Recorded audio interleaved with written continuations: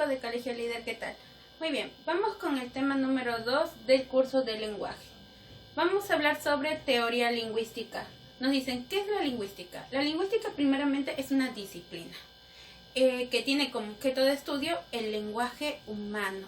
Todo lo que tenga que ver, ya sea de forma interna o de manera externa, sobre el análisis de lo que es el lenguaje.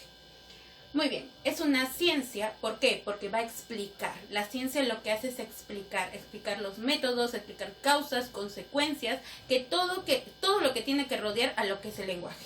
Ahora, nos dice ciencia teórica y práctica. ¿Por qué? Porque hay un método para comprobar, ¿no es cierto? Nos dice las definiciones, los conceptos. Esto tiene que ver con la parte teórica y práctica. ¿Por qué? Porque ve cómo el ser humano lo va a poner en uso.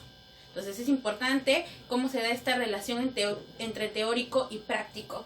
Y el que es considerado y que nos habla sobre esta definición de lingüística que acabamos de mencionar, el padre de la lingüística, es Ferdinand Saussure. Muy bien, ramas de la lingüística. Tenemos 3 ramas de la lingüística. Primero, la fonología. La fonología tiene que ver con todo lo que son los sonidos internos de la palabra. ¿Qué quiere decir? Esos sonidos que están en tu cabeza, no los que escriben, porque tú sabes escribir correctamente cuando escribo con B o cuando escribo con V, cuando escribo con C o escribo con Z. Por ejemplo, cigüeña. Yo sé que se escribe con C, pero ¿tiene el sonido de la C habitual que nosotros tenemos? No. Esos sonidos abstractos, no el que escribimos, esos sonidos que están en mi cabeza, que se procesan para que yo hable, están dentro de la fonología. La fonología tiene como objeto de estudio el fonema. Cada uno de esos fonemas van a ser las unidades distintivas, porque basta que yo cambie un fonema, va a cambiar toda la palabra. ¿Qué quiere decir? Por ejemplo, tengo casa, queso y kilo. Estas 3 palabras yo sé que casa es con C, sé que queso es con Q y sé que kilo es con K. Pero cuando yo escucho el sonido de estas 3 palabras, ¿qué me doy cuenta? Que tienen el mismo sonido, el sonido de la K, ¿no es cierto? De la K de kilo. Ahora, dime, cuando yo lo voy a escribir en fonemas, voy a tomar el sonido que tiene cada una de ellas. Profesora, pero no se escribe con K. Sí, en escritura es normal, como nosotros sabemos. Pero en sonido, ¿cómo suena? Los fonemas es, como lo escuchas, lo vas a escribir en este caso. Muy bien. Otra de las ramas viene a ser la semántica. La semántica estudia el significado de las palabras, de las frases o de las oraciones. ¿Qué quiere decir? Las definiciones que tú encuentras en el diccionario y la imagen que se te crea de esa palabra, pues eso viene a estudiar la semántica. ¿Qué quiere decir eso? Por ejemplo, si yo te digo la palabra luna, muchos en su cabeza se les va a dibujar la imagen. Uno, de satélite, ¿no es cierto? El que vemos todas las noches, bueno, no todas las noches, pero la vemos allí, ¿no es cierto? A otros me va a decir, ¿y qué más te imaginas que tiene que significa la palabra luna? Ah, ya, el cristal, el vidrio. Esa imagen se te viene a la cabeza. Esos significados que tú conoces de cada una de las palabras, eso estudia la semántica.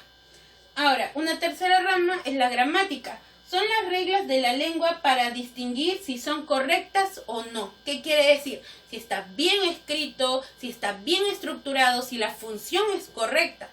Todo esto va a estudiar la gramática y se divide en 3. La ortografía. Ya hemos escuchado muchas veces, escribe bien, ¿no es cierto? No como escribes en tu Facebook. Ahora, la ortografía tiene que ver con el uso adecuado de las letras que nosotros vamos a tener. Cuando utilizo la B, cuando utilizo la V, cuando tildo las palabras agudas, cuando tildo las palabras esdrújulas. Todo eso tiene que estudiarlo la ortografía. Ahora, la sintaxis. La sintaxis va a estudiar las funciones de las categorías gramaticales dentro de la oración. En sí, estudia cada parte de la oración, que compone cada parte de la oración.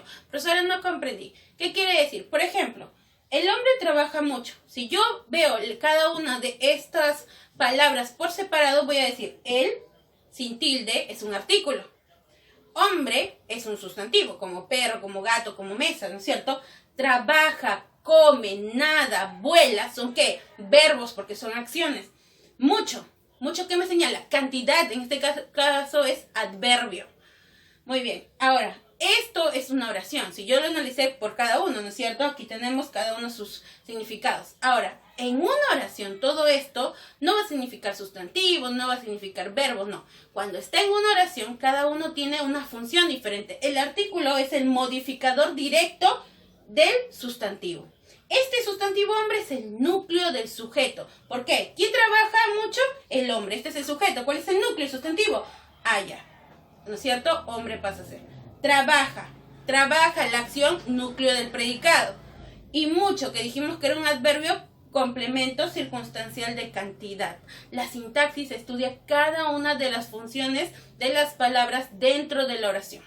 Y tenemos la morfología. La morfología estudia el significado de las estructuras internas de la palabra. ¿Qué quiere decir esto? Silabiar es una cosa. Separar una palabra en morfemas es diferente. Las sílabas no significan nada. Los morfemas sí. ¿Qué quiere decir eso? Por ejemplo, tengo la palabra meseros. Si yo lo divido en sílabas, dice me-se-ros. 3 sílabas. ¿Me significa algo? No. ¿Se significa algo? No. ¿Ros significa algo? No. Pero si yo lo divido en morfemas, cada una de esas partes sí. ¿Meseros de qué palabra viene?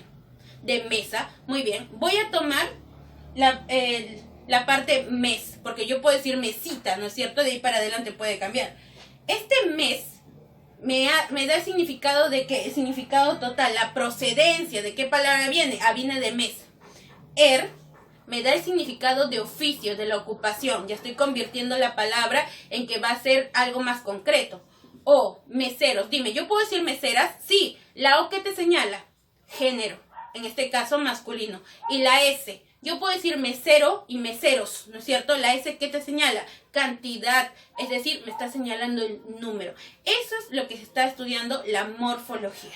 Muy bien, chicos, esto es lo que viene a ser el concepto en general de lo que va a estudiar la lingüística.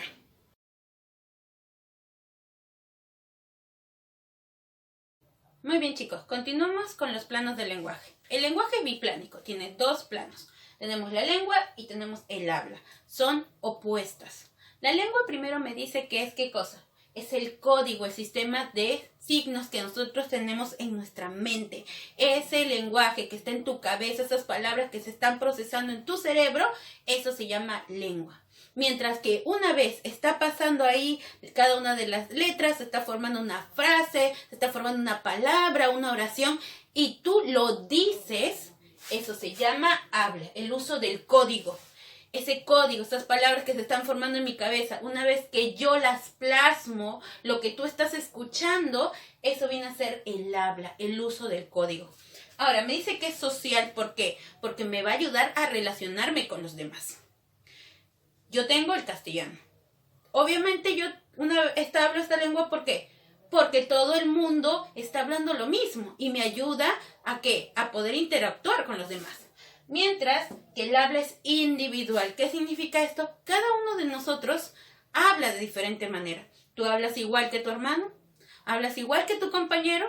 ¿Hablas igual que tus padres? No, cada uno de nosotros tiene una forma particular de hablar. Es por eso que decimos que el habla viene a ser individual. Ahora, la lengua es abstracta. ¿Por qué? Por ejemplo, el castellano. El castellano es una lengua, es un sistema de signos, es un código. Dime, ¿tú puedes tocar al castellano? No, ¿no es cierto? ¿Puedes ver al castellano? No, eso está en tu cabeza, por eso es abstracta. Mientras que cuando yo hablo el castellano, eso viene a ser que habla, por eso es concreta, porque la puedo escuchar. Ahora, la lengua es casi fija. ¿Qué significa eso? Tiene que pasar muchísimo tiempo para que la lengua cambie, para que ciertas palabras se alteren. Por ejemplo, en la época de la España medieval, porque nosotros recordemos que el castellano lo traemos gracias a España, ¿no es cierto? Ahora, en esa época la H va a tener una evolución. Primero era la F, por ejemplo, se decía fermosa, fermosa. ¿Y qué? Ahora ha derivado tanto ¿a qué? A la H, hermosa. Ha pasado muchísimo tiempo. ¿Y tú crees que la H de hermosa, así como nosotros lo pronunciamos, va a variar mañana? No, ¿no es cierto?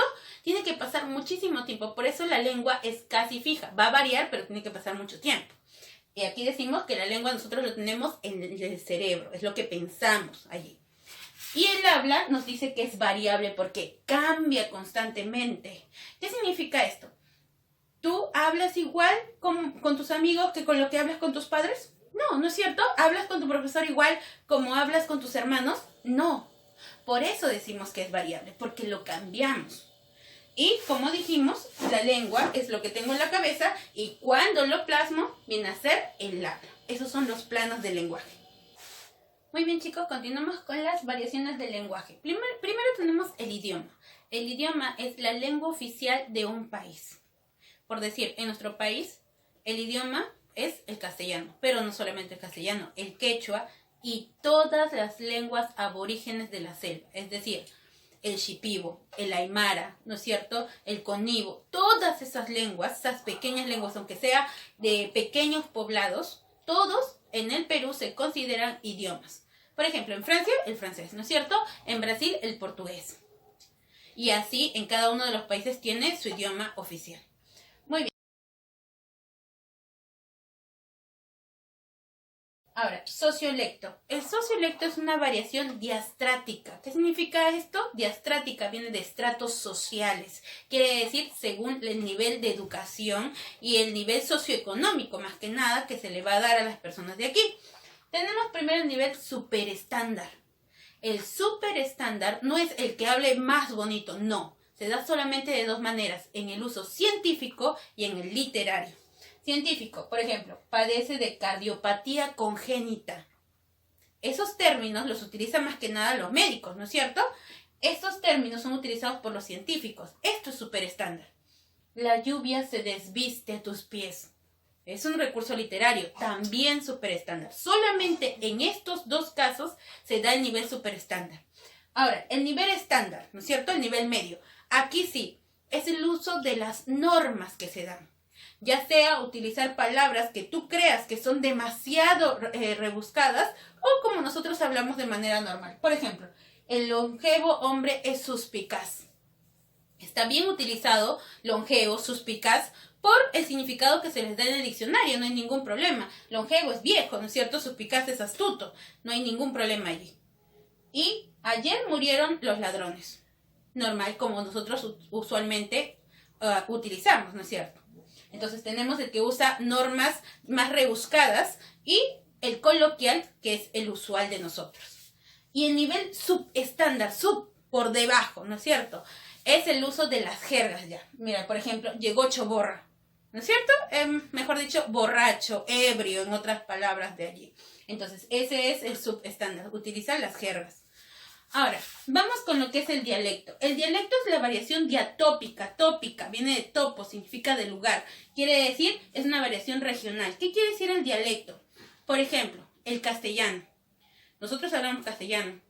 Argentina habla castellano. Colombia habla castellano. Pero dime, ¿es el mismo castellano? ¿Es igual? No. Eso se llama dialecto, las variaciones que tiene el castellano. Ahora, ¿el castellano de Tarma es igual que el castellano de Puno? No. ¿Es igual que el castellano de Piura? No. También hay dialectos dentro de un mismo país. Cambia según lo regional, cambia según el lugar en donde está. Eso es un dialecto. Ahora, el dialecto tiene variantes. Por ejemplo, la lexical. Una idea se expresa de diferentes formas, es decir, un significado puede escribirse de diferentes maneras. Por ejemplo, infante, es un niñito, ¿no es cierto? Alguien que está entre la edad de 6 a 10 años de ahí. Niño. Para nosotros decimos, ese niño. Pero, por ejemplo, en Argentina, ¿qué le dicen? Pibe. En Italia, ¿qué le dicen? Bambino, ¿no es cierto? Y en Chile, ¿qué le dicen? Cabrito. Entonces vemos que las denominaciones cambian, pero seguimos hablando de un infante. Muy bien, el semántico es al revés. Ahora sí, una palabra tiene diferentes significados según el lugar. Por ejemplo, rapar. Aquí en Perú, rapar, ¿qué es? Es cortarse el cabello, ¿cierto? Quedarse ya calvo totalmente. Rapar. En la República Dominicana significa ser infiel. La infidelidad. Cuando alguien está casado y es infiel a su pareja, eso significa rapar. Entonces vemos que el significado cambia según el lugar. Por ejemplo, ahorita. Para nosotros ahorita significa en este momento. En Cuba, ¿no es cierto? En República Dominicana también, ahorita significa después. Todo lo contrario a lo que nosotros significa. Entonces, eso viene a ser la variante semántica. Sintáctica. Cambia el orden de la oración. Principalmente las personas de la selva utilizan esta variante. Por ejemplo, del Juan su casa es. La casa es de Juan, ¿no es cierto? Esa es la oración correcta. Pero ellos cambian la forma de la oración. Del Juan su casa es. Morfológica. Morfológica quiere decir que alteras la palabra. Por ejemplo, ya pues, es lo correcto, pero ¿qué dicen ustedes? Ya pe, ¿no es cierto? ¿Qué es lo que hacen? Quitan una parte a la palabra. Eso es lo que viene a ser variantes del lenguaje.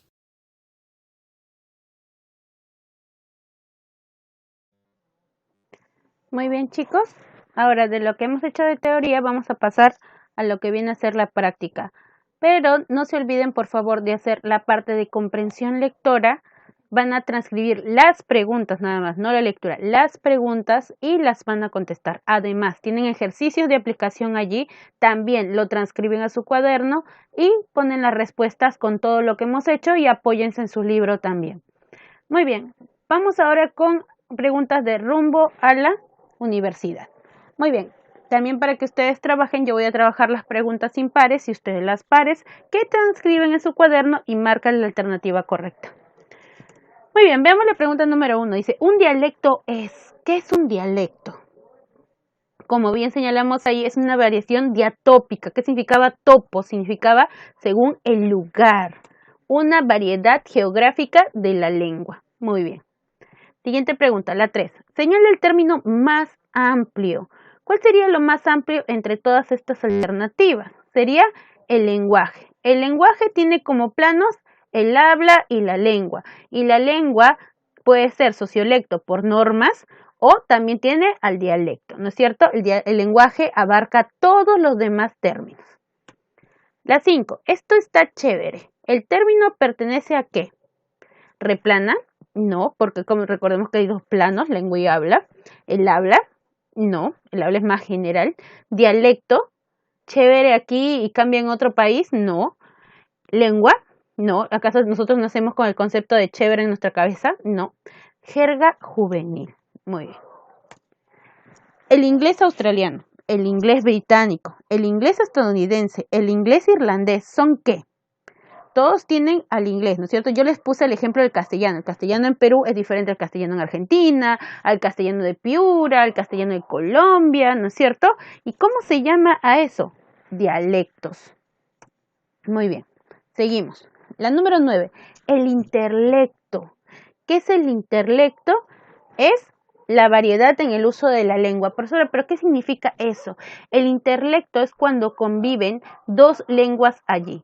Y hay una transición, la transición de dos lenguas. ¿Qué quiere decir? De una segunda lengua a la lengua madre.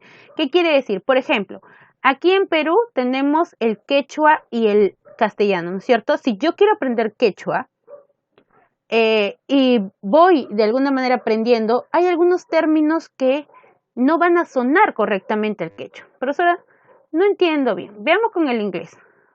Por ejemplo, cuando ustedes pronuncian están aprendiendo inglés y pronuncian algunos como hello, hello, hello, porque se escribe hello, ¿no es cierto?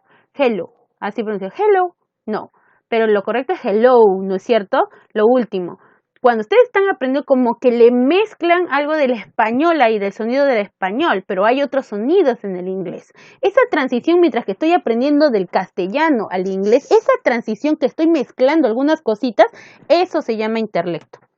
Muy bien, ¿cuál es la afirmación correcta aquí? Me dice, ¿el castellano es una lengua? Sí. ¿La lengua más perfecta que el quechua? No. No es una lengua superior a otra. ¿El castellano, el quechua y el aymara son dialectos? No. En el Perú son ¿qué? Lenguas oficiales. ¿El quechua y el aymara son dialectos? Ya acabamos de decir que no. ¿El quechua es una lengua? Sí. ¿El aymara es un dialecto? No. También es una lengua.